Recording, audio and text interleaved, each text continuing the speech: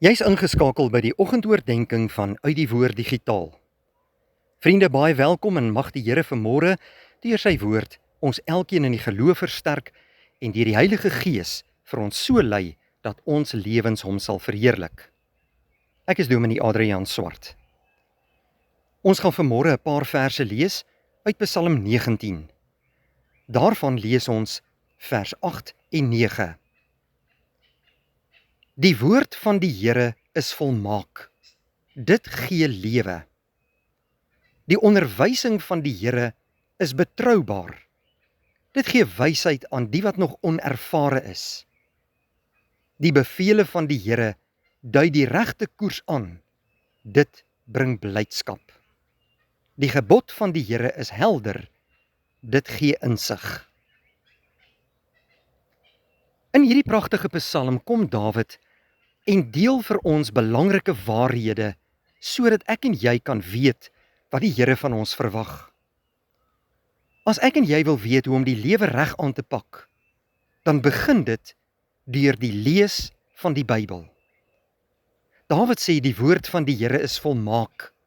Dit gee lewe. Hoekom is dit so? Want die Bybel, broeder en suster, is goddelik geïnspireer. God het deur sy Bybelskrywers en deur die werking van die Heilige Gees waarhede uit die hemel aan ons bekend kom maak. Daarom dat Dawid ook sê in vers 8, die onderwysing van die Here is betroubaar. Dit gee wysheid. As ek en jy vra oor die lewe het, of oor ons geloofslewe, of oor verhoudings, of watter besluite om te maak, dan moet ons die Here vra om deur sy woord aan ons die antwoorde te gee. Ja, broeder en suster, die woord van God is die waarheid, sê Johannes 17 vers 17. Dit gee wysheid aan ons. As ons na die bevele van die Here luister, sê vers 9, dui dit vir ons die regte koers aan. En as ons op daardie regte koers lewe, dan bring dit blydskap na vore. Dit gee vir ons insig. Ek en jy kan die lewe ingaan, broeder en suster, met die woord van God in ons hand. En wanneer ons dit lees, gee dit vir ons wysheid en insig. En dit help ons om in hierdie lewe vir God te kan lewe en om op die regte pad te kom.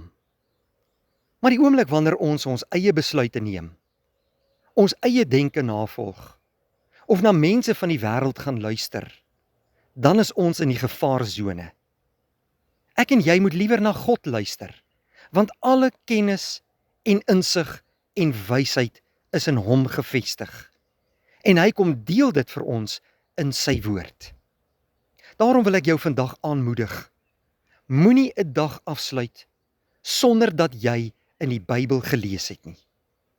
Die Bybel moet die gids vir jou lewe wees.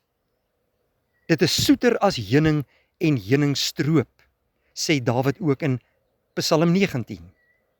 Ons moet dit ons eie maak. Ons moet dit bestudeer. Ons moet daarvolgens gaan lewe. En my bede is dat die Heilige Gees hierdie Bybelse waarhede in jou lewe sal bevestig en dat jou lewe 'n voorbeeld vir ander sal wees. Maar boal, God sal verheerlik elke dag. Kom ons bid saam. Here, baie dankie dat ons vanmôre in 'n nuwe dag voor U kan buig en U kan loof en prys en kan aanbid. Ons eer U, Here, as ons God en Koning. Dankie dat U deur die Bybel vir ons wonderlike waarhede kom bekend maak en dat U vir ons daardeur insig kom gee. Wil U self U woord in ons harte bevestig deur die Heilige Gees se werk. Dankie, Here, dat U vandag ook uit genade aan ons lewens toegevoeg het. Seën vir ons hierdie mooi dag. Gee vir ons alles om van te lewe en help ons, Here, om in die voetspore van Jesus Christus na te volg. Ons vra dit alles nie omdat ons dit verdien nie, maar uit genade alleen, in Jesus Christus se naam. Amen. Vriende, baie dankie dat U ingeskakel het. 'n Mooi dag vir U.